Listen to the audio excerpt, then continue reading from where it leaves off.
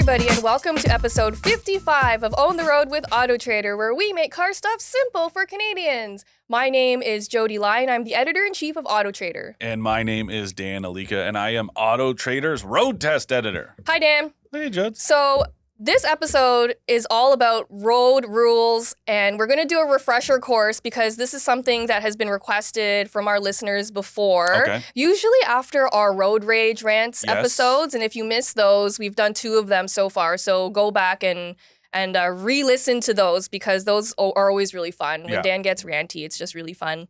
Fun for you. It's fun for me. It's exhausting for me. I know your like Woo. heart rate monitor goes up. Oh, I man. get so stressed.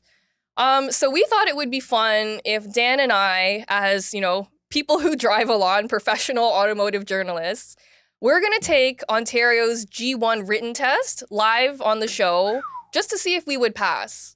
Because, we talk a big game. This is big. This was like, what, 20 years ago I mean, almost? yeah, I did Or this more? when I I was don't know. 16. Yeah. Yeah, oh my God. I feel a little bit, again, I remember talking about this when we did that episode of All Ask an Expert, where it's like, without edits, it sounds good leading into it, but then I'm like, oh man, like if I blow this. I will be so embarrassed if I blow this, because I consider myself a pretty good and safe driver. Okay, so how are we both going to open these links and then answer the question? So I think I'm going to read out the question and then we'll answer it together. Okay. And then that way, the listeners will know what the right answer is Okay. as we go. Okay. So, Yes. this is the written test for the G1. Yeah. Haven't done it since I was 16. So for those of you who live outside of Ontario, like we have graduated licenses, pretty common, but G1 is the introductory, the first one that you can get. You can get it when you turn 16. And then from there you go to G2, but that's where you take your road test. So the G1 is just the written to get your, what you might call in other jurisdictions, your learner's permit. And then G2 is the second level. And then the G is your full, you can drive any passenger vehicle. So yeah, this is like the basic. Yeah, this is the basic test of what you need to get your learner's permit, basically. And I think once we go through the questions, we might sprinkle in some expert advice on different things, depending on what the question is. So the first one is, most skids are a result of what? Accelerating too quickly, driving too fast, hard braking, or all of the above? I would say all of the above. It's true. Yeah. And so my question to you is, what should a driver do when they catch themselves in a skid? I mean, first of all, let off the brakes. If you're skidding, that means you've locked up the tires. So the best thing to do is get them spinning again by releasing the brakes, and then you can figure out the next step. But again, and like this question alludes to, and that's some pretty low-hanging fruit, pretty easy to figure out that it's all of the above. But it's a good reminder that anticipation matters and situational awareness matters. And if you're driving too fast, if you're following too close, if you're waiting too long before you apply the brakes, all of those factors can be mitigated by just paying attention to what's going on. Put the phone down, pick your radio station or whatever you want to do and just like lock in and focus, because there is so much going on and so much can change in the blink of an eye. So this is just one of those good reminders to, do your best to avoid those situations. But if you do lock up and start to skid, release the brake pedal, figure out what's going on, either steer, accelerate, or what have you to get out of that situation. I also want to add, look where you want to go. Yeah, I feel like it's an obvious thing, but when you're in that panicky situation, sometimes the most obvious thing doesn't come to you right away. For sure. Look where you want to go is my big advice there. Okay. At 15 demerit points, your license will be suspended for 30 days. After the suspension, the number of points on your driver's record will be reduced to what? 2, 3, 7, or 5? I actually don't know the answer to this. I have no idea. So, okay, if you hit the 15, sorry, can you read it again? Yeah, so at 15 demerit points, your license gets suspended for 30 days. Yeah. After that suspension is over, how many points remain on your record? I'm going to say 5. I'm going to say I'm going to say 3. Okay. Okay, you said 5. We're both wrong. It's 7. Wow. So Yeah. so you're looking at half. Wow. That is big. I'm learning stuff today. I don't want to jinx myself, but I have no demerits. Me neither. And I've never had them in my life, and I'd like to keep it that way. It scares the crap out of me. Same. Mostly because we need to drive to do our jobs, right? Well, yeah, and just generally, it's like, I don't know. There's not a whole lot that I would hate more than, than seeing that number of demerits hit for the first time. Oh. Man. Anyways. Next question. Yes. If you live in Ontario, you must be at least blank years old to have a valid Ontario driver's license to drive in this province. And that's a little gotta bit. Be 16, I right? would say 16, yeah. but that's a little, because I in my mind suddenly I go to like a full license, but even that, it's got to be 16 because you would be because if you do driver's training, you can get your G2 in 8 months, I think it is. Yeah. Okay. The answer is 16. It's 16. Yeah. I got my license as soon as I was able to, which was 16. Yeah. So that one was easy. Okay. Here we go. When entering a freeway, you should blank. Signal and increase your speed to merge smoothly with traffic. Slow down and then enter the freeway at a sharp angle. Stop on the acceleration lane. Wait for an opening and then enter the freeway rapidly. Drive slowly and be prepared to stop for freeway traffic. Oh, this boy. one's real bad. This one's obvious, guys. Number 1 is absolutely the answer. Yes, it is. You're in the merge lane. Slowly increase your speed. Put your signal on and look for that opening. Zipper merging. That's what it's all about. Please zipper merge. Yeah. I can't say this enough. Yeah. If we all zipper merged, I think collisions and would go down, stress would go down, everything would go down. So everyone, please use the zipper merge. Yeah. I'm glad that they asked this question. Yeah. I feel like most people have forgotten this one. I think so. Okay. When the traffic signal light facing you is red and you intend to go straight through the intersection, what must you do first? That one seems really obvious, but okay. Stop and proceed when the way is clear. Stop and wait until the light changes to green and the intersection is clear before moving through it. Slow down, proceed when the way is clear. Or stop, give pedestrians the right of way, and then proceed with caution. It's B. Stop and wait until it's That green. one seems really obvious to me. If that's a real question, man, we're setting the bar pretty low here. Oh, that's pretty bad. I mean, I remember when I was doing my driver's test, and one of the questions was similar to this, like, oh, you approach a stop sign, what should you do? One of the answers was blare your horn and proceed with caution. I mean, I think I've seen people do that. No, I think people have forgotten. That's so bad. All right, here we go. By law, you must report any collision to the police when there are injuries or damage to vehicles or other property exceeding blank. $200, $2,000, $100, or $5,000. I think it's $5,000. I'm gonna say 2. Yeah? Yeah. You're right. Yeah. Oh, you're beating me already. Yeah, this is good. $2,000. Okay, Yeah. good to know. I feel like they were also thinking about changing that to 5,000, and that's where to make you right. Well, maybe, but because I think the volume volume of reports that they got was just too high, so they were trying to reduce. The amount. I could see that. Well, I mean, we already saw it with the whole now it's like if the vehicles are drivable, you need to leave, safely remove them from the road. Oh my God, people forget to do that.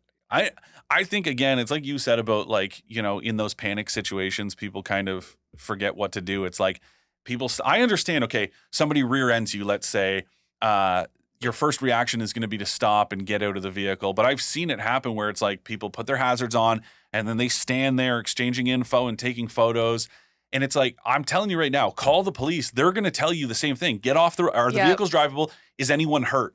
If the answer is yes to the first question and no to the second one, they are going to say, move to a parking lot close by or come to the collision reporting center so you can take care of all of this stuff. To sit there and block traffic because you've had a fender bender is not the right approach. It's not safe because it also increases your chances of another collision after your collision. And if you're outside of the vehicle, that could be very dangerous. So scary. So anyways. Okay, where there are no posted speed limits, the maximum speed in cities, towns, and villages is 50 kilometers an hour, 60, 40, or 30 kilometers an hour. I'd say 50. I'm going to say 50 as well. Yes, that's correct. Yeah.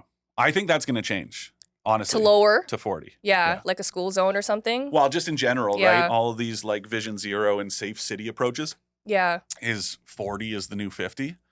I think because they know everyone's going to go 10 over anyway, right? So I think it's probably a good idea. It's like the George Clooney approach. 40 is the new 50. Everyone loves the salt and pepper. Okay, when lights are required, drivers are required to switch to low beam headlights. There is no set requirement.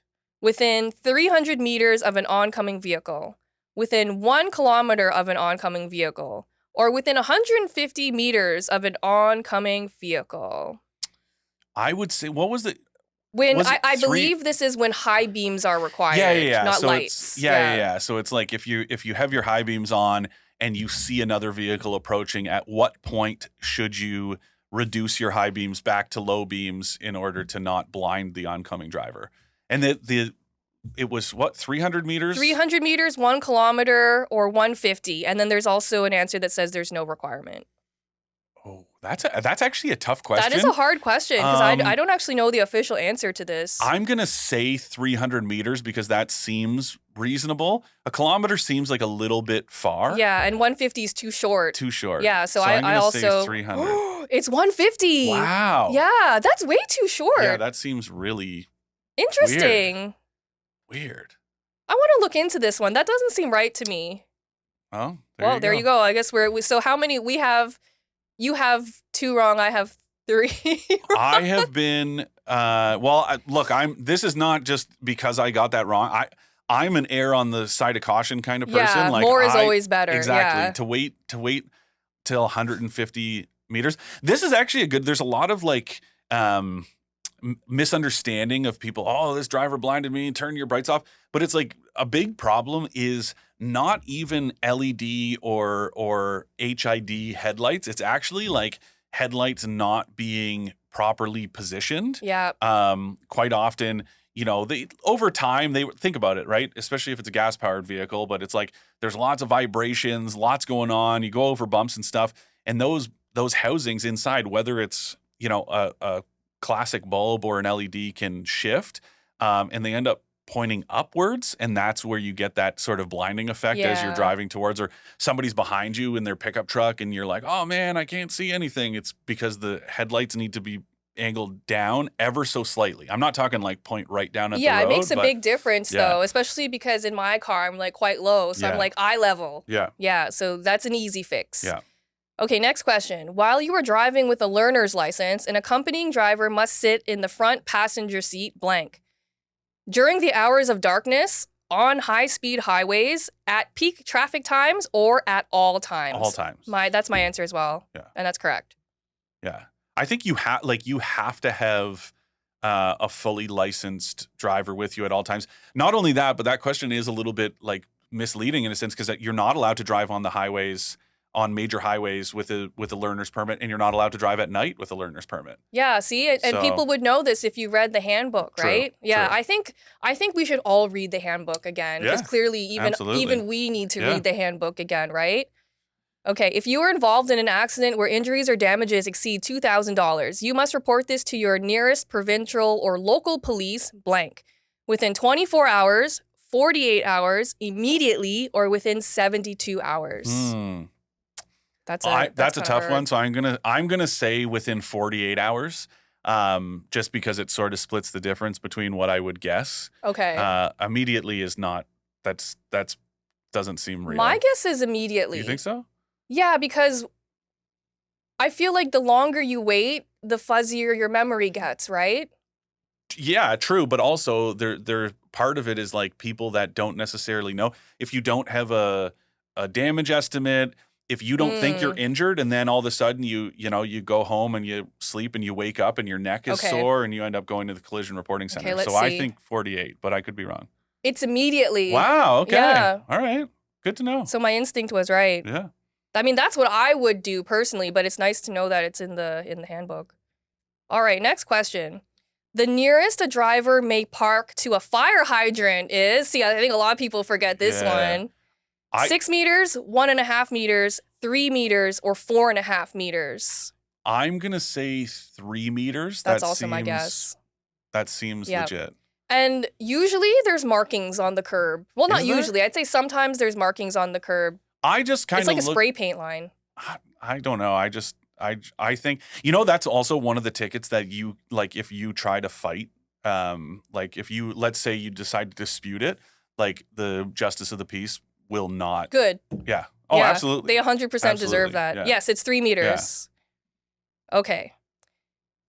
While you are driving with a G1 license, you must not drive between, okay, well, you kind of just answered this, but midnight and 5 a.m., 5 a.m. and 9 a.m., 5 p.m. at midnight, or 9 a.m. to 5 p.m. Midnight and 5, whatever that night time was. Yeah, that was my guess. Yeah, you're right. Yeah. All right. Which of the following has the right of way over all others at an intersection when the light is green? Vehicles turning right, vehicles turning left, pedestrians crossing against the light, or pedestrians crossing with the light. Pedestrians crossing with the light. Yeah, that's correct. Yeah.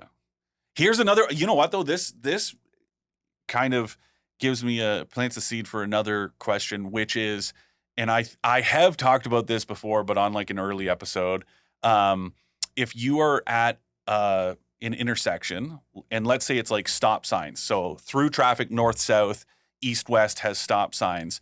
You arrive first, but you're turning left. The person across from you is going straight. Who has the right of way? Everybody thinks it's whoever arrived first. That is not true. You need to treat it just as you would treat a light or the north-south lanes in that scenario where there are no signs or lights. The person who is going straight has the right of way. Yep. So I think we've mentioned that 4 times on the show already. So if you don't know, there's really no excuse now. That's true. What is the driver of a motor vehicle not permitted to carry in a house or boat trailer? Pets, firearms, flammable materials, or persons? Oh, I mean persons. It's people for sure, but you shouldn't be carrying pets either. Yeah, that's the answer is persons, but you really shouldn't be carrying any of that. No. Except for perhaps flammable materials because it needs gas. No. What? Flammable materials should be in a trailer. You do not want to put those in your vehicle. And I would argue that that firearms would be safer in an enclosed trailer and not inside your vehicle. Pets, let's just say. Pets. We'll throw morally, don't put your pets in a trailer, but think about it like this. People put horses in horse trailers. You're not going to put that in your truck. True. So very true. A loophole. Well, the moral high ground isn't always the high ground that you think it is, I think. Okay. A licensed driver changes his or her name or address. They must inform the Ministry of Transportation within 6 days, 28 days, at any time prior to the license renewal date or within 12 days. Oh, that's I'm going to say within 28 is because my guess. That's like 4 weeks seems reasonable. Mm-hmm. But yeah, I could be wrong. It's within 6 days. Holy moly. That's fast. I didn't know it was that fast. Wow. I do feel good. Like, yeah, I'm a little bit like, embarrassed that I don't know this, but at least I haven't got any rules of the road wrong. It's all these sort of weird admin things. Yeah, not changing your license within 6 days and that sort of your address within 6 days. Whatever. Okay. A flashing yellow beacon above an intersection, blank, warns you to drive with caution, tells you to stop if making a left turn, tells you to stop if making a left turn. So that one's clearly a mistake because it's there twice. Yes. Tells you to continue at the same speed.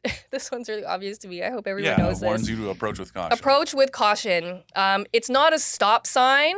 And typically there's an intersection, so you do have to proceed with caution. Yeah, it's just it's one of those like high volume, maybe a little bit blind for the people that are turning out onto the thoroughfare or whatever. So this is a good one. Never use the cruise control feature blank on wet, slippery, snowy, or icy surfaces, in urban traffic, on winding roads, or C, or D, all of the above. I mean, I'm going to say that the answer is probably all of the above. It should be all of the above. Well, see, but here's now we're going to get into adaptive cruise control, when people are using this stuff on, like a somewhat winding back road, Yeah. absolutely is the 100% correct. You should never use, if it's raining, snowing, if there's ice on the road, if it's slippery, if it's just recently rained, whatever. Do not use cruise control.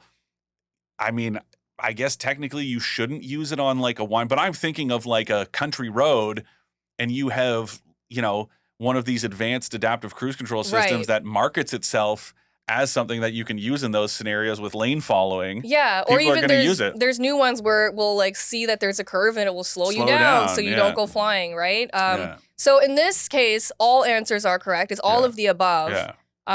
But yeah, I don't feel like this handbook It's has been maybe a little- updated in a yeah, while, so yeah. maybe that's why. Okay, a flashing blue light mounted on a motor vehicle indicates what? A police emergency vehicle, snow removal equipment, a motor vehicle carrying explosives, or an ambulance. So this is actually really interesting, and this is proof that this is outdated, because the answer to this question is going to be a snowplow or Yes. snow removal equipment. Yep. But I don't know how many years ago, if you look now, police cars and ambulances have blue and red lights. They have both. Yeah. The combination, but Yeah. not just one. Yeah, and that's why. But snowplows also have blue and amber lights now, and not just blue lights. I see. Okay. So this is an outdated. Interesting. Question. Okay. Yeah. Okay. Oh, this is the one I talked about earlier. So when approaching a stop sign, what does the law require you to do before entering an intersection? Can you honk and keep going? Stop, sound horn, then proceed.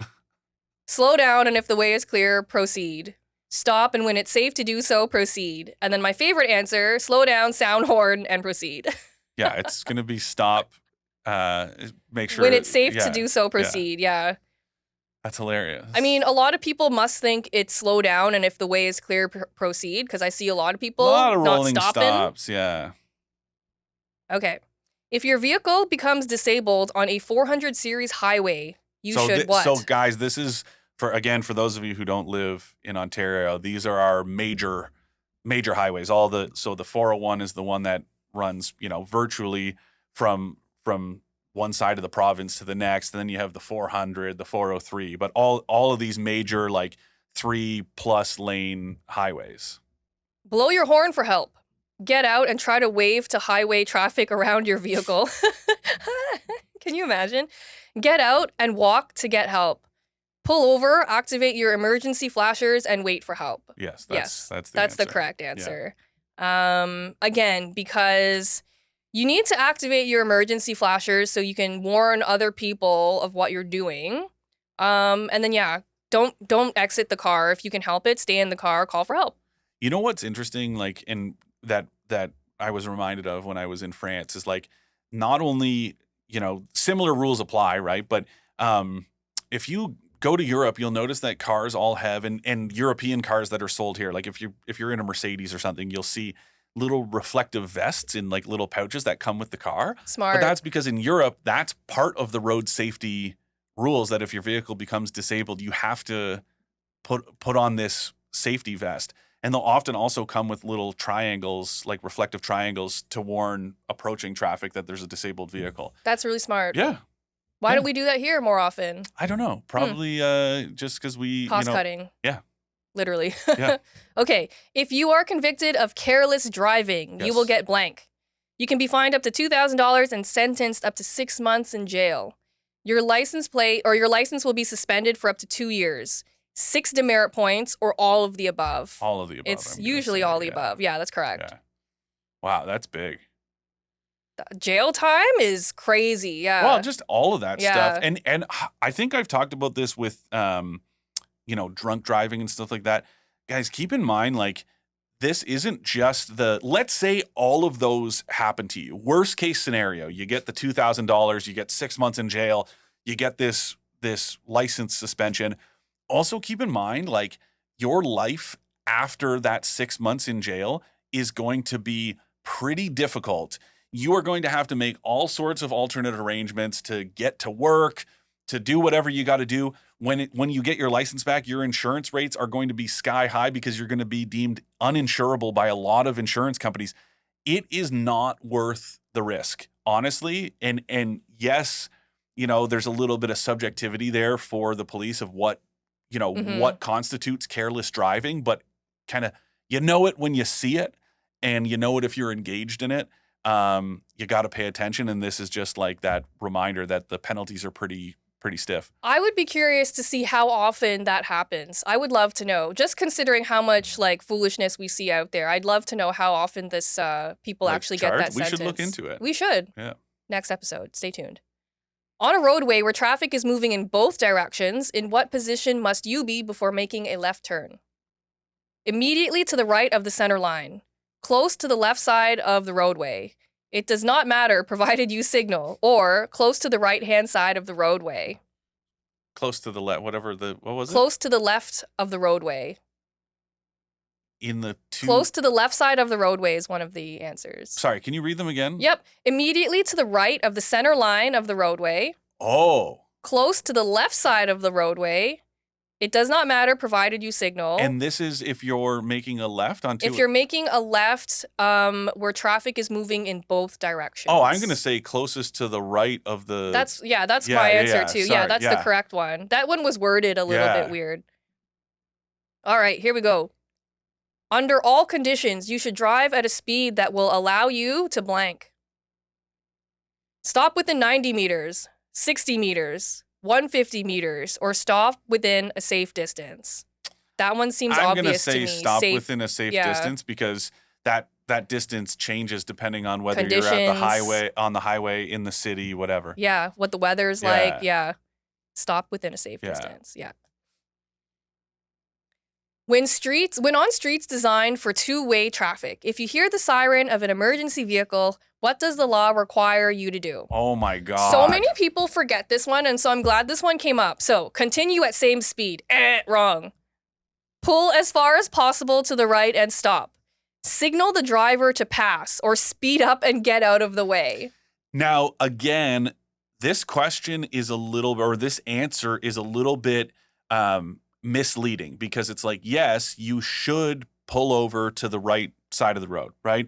Activate your signal. Some people use their hazard lights, whatever it is, get out of the way is the point. Mm-hmm. However, if you are at a light and that's not possible, or whatever the case may be, sometimes it's just as safe to stop where you are. Yeah. And obviously I don't mean just jam on the brakes in the middle of the road. Again, it's situational. But if you talk to, firefighters, paramedics, police officers, doesn't matter who, they will tell you that it's easier for them to work around you as a stationary vehicle than it is to try to anticipate what you're going to do. You see all these people playing like a game of Frogger trying to get out of the way. Yeah. If you're at a red light, and I told this story on the podcast before, and I still think about it all the time, that lady that started yelling at me that I didn't know what I was doing because I didn't have to stop because the ambulance was in the oncoming lanes of traffic. That is just not true. I was at a light, first in line,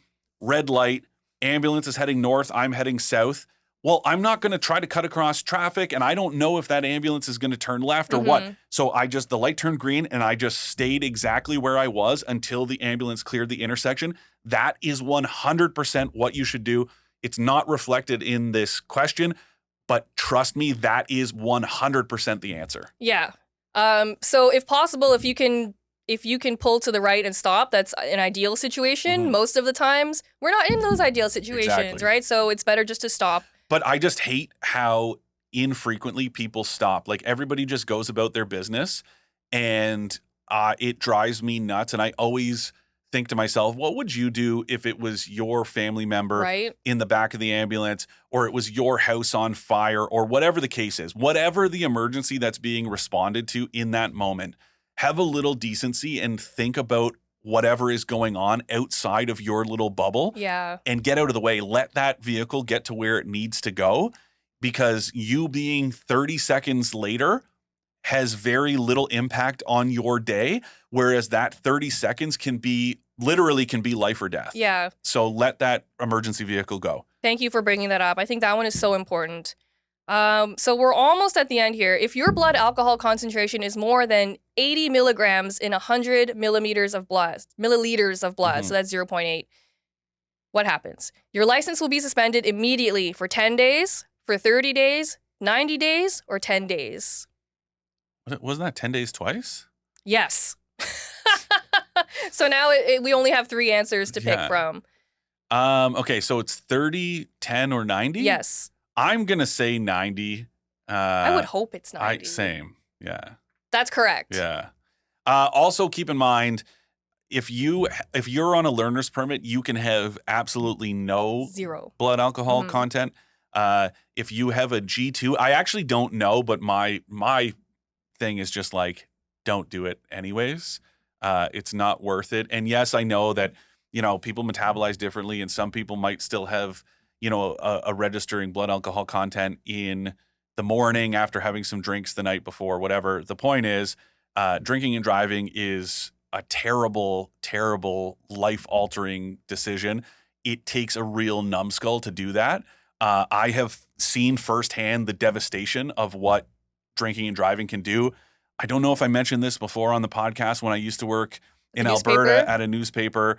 And, it was part of our job to listen to the emergency scanner and when things happen.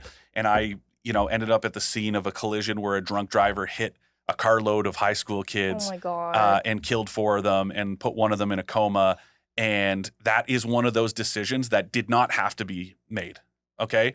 And not only did it ruin the lives of, those young, all their families, and that driver as well. Yeah. He was a young guy, whatever, call it a stupid decision. It's true, but you don't have to make those decisions. And so, yeah, it can really be one of those things you can't take it back. So please, please, please, like 0 blood alcohol content is, the real answer. Also, don't forget, you can still be charged with impaired even if you have less than 0.08. Again, this is where police discretion comes in. If you're still showing signs of inebriation and you blow under, they can still charge you with impaired operation of a vehicle. So again, Uber, cab, transit, call a friend, family member, whatever, stay at a friend's. It doesn't matter. There are so many options. None of them are get behind the wheel when you're drunk. No, because look at what the cost is, right? You can spend, let's say, $50 on an Uber. Yeah. That to me is worth every penny. Yeah, every 100%. Single penny, right? Okay, well, we only have a couple left. Yep. If a traffic signal changes while a pedestrian is still on the street, which of the following has the right of way?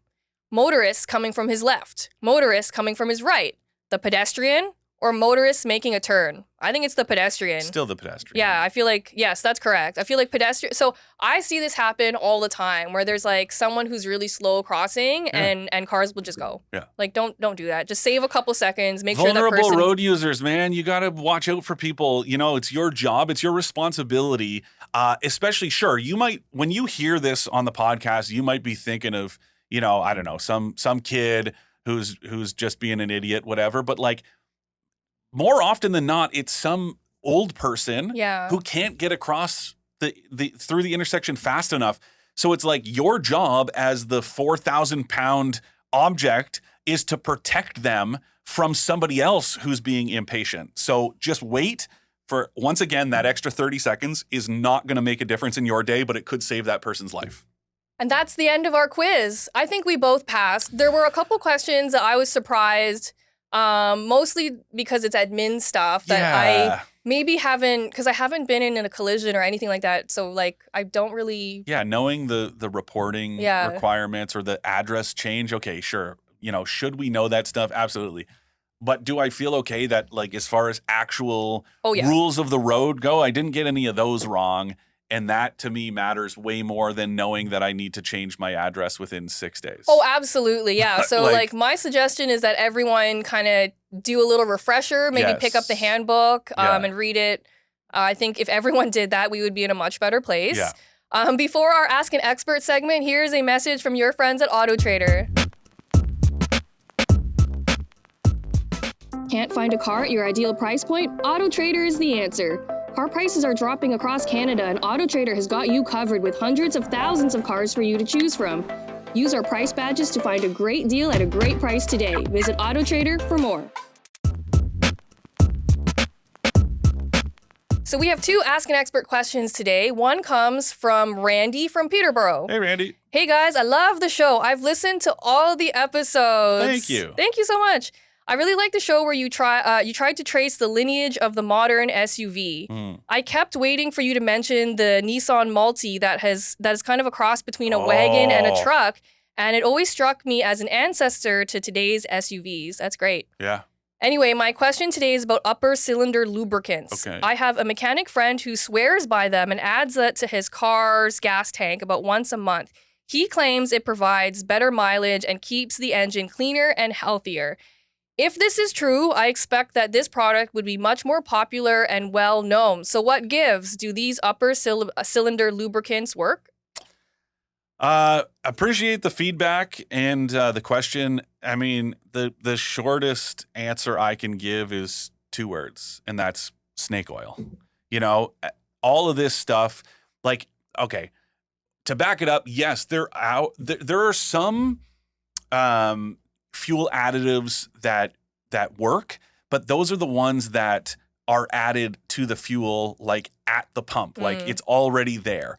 This stuff that you're going to go buy a bottle for $7.99 and pour in with every tank and all this stuff. The only additive that I will ever tell you to use that is proven to work is if you have a vehicle that you're parking for, you know, a prolonged period of time. So if it's some sort of performance vehicle that you're putting away for the winter, full tank of gas, put in some fuel stabilizer, however much, depends on the tank size, but fuel stabilizer to keep it from breaking down and keep that moisture from getting into the tank. Like I'm talking water. Other than that, like the upper cylinder lubricant, octane booster, all of this stuff, it's all BS, man. That's the simple thing. And maybe this mechanic friend of yours swears by the placebo of it. Maybe it dates back to a time when, you know, additives and stuff had bigger benefits, but nowadays modern vehicles, like that's not, it's all just, it's fake, man. Yeah, so I asked for some clarification from a mechanic friend of mine, Nguyen, who she works at Pfaff Tuning as a mechanic. She says, first of all, it's kind of a misnomer to call it that. She thinks that this question is in relation to fuel system cleaners in general, which are, again, a little bit suspect. But she wanted to point out that sometimes in cars that don't have direct injection, like what you said, older cars that don't have direct injection, but that's like every car has direct injection now. Only in that case, it might help. But again, that's in very rare cases. Yeah, but it's like running some sort of, you know, if it's some system, I don't know, putting a bottle of fuel, you know, injector cleaner isn't going to do it. Like what you need to do is have your injectors serviced, have them cleaned. That means like disassembling them, like removing them, cleaning them, and reinserting them. That's where it works. But I know, because you see it. If you go to your local auto parts store, you can see these little bottles. Some of them are labeled upper cylinder lubricant, and it's just like it's not. If your friend wants to keep using it, right? Like sure, you know, let him do it. It's his money. Would I recommend it for you? Absolutely not. And I know you're a smart guy because you've listened to every episode of the show. So yeah, trust me, it's just not worth it. It's a waste of money. Thanks for your question. Our next question comes from Alex in Northern Ontario. Okay. Hello, thanks for contributing to the car space in Canada. A lot of car information differs in Canada compared to America, so it's nice to have more Canadian applicable information out there. Thank you so much. That's exactly what we're trying to do here. Question, we're looking at adding a second commuter car. This would be our first EV. I want to know what to look for when shopping around for a used EV. Is there anything in particular I should know or ask or look for regarding shopping a used EV? Range doesn't really matter to me as the vehicle we've driven to work and back, not on road trips. I have a ICE minivan for that. Thanks in advance. This is what we were just talking about in our previous episode. Yeah. So, I mean, it's tough. And you said it's a commuter car. I would say the thing you should look for is, I mean, if you're charging at home, which I'm assuming that's going to be the case because you're saying it's just a commuter car, get to work and whatnot. But charging type, matters, because I'm thinking of like the used Nissan The Leaf, like the first Leaf. with the whatever. Chatamo? Yeah. And that to me is one of those things where if you are going to be using public chargers, you might end up with a car that's not compatible with the charger at work or at that shopping center that you do your groceries or whatever. So that's one thing that I would be looking for is it, Chatamo, or is it the CCS? Yeah, CCS, or a combo charger where you can do the DC fast charging thing. The other thing I would look at is, just how it fits your lifestyle, right? Because there's a lot of, even if you're looking at slightly older EVs, there's still a lot of flexibility.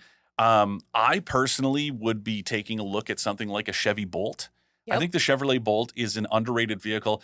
Yes, the battery fire situation, that recall really, in terms of like, doing some critical damage to the reputation of the vehicle, huge. But that also means you might be able to get one for a pretty good deal on Yep. like, let's say a 2017 Bolt. I love the Bolt. It's roomy, lots of range. Yeah. Like you said, the prices are probably pretty good for it. And at that age, their batteries would still be in relatively healthy. But like you said, you don't need that much range anyway. So I wouldn't even be too concerned about that. But also something that you can look for if you're shopping, if you're test driving,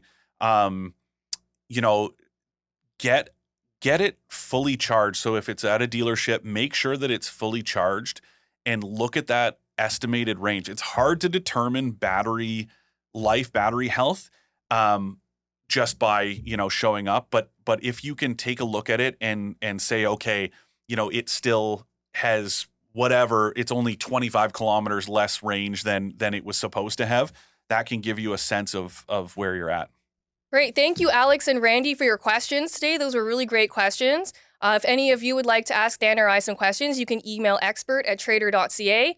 And that wraps up this episode. Thank you so much for joining us. Again, please make sure to follow us on all of our social media channels. We're really trying to get AutoTrader Canada up there with our YouTube. Follow us on Instagram and TikTok.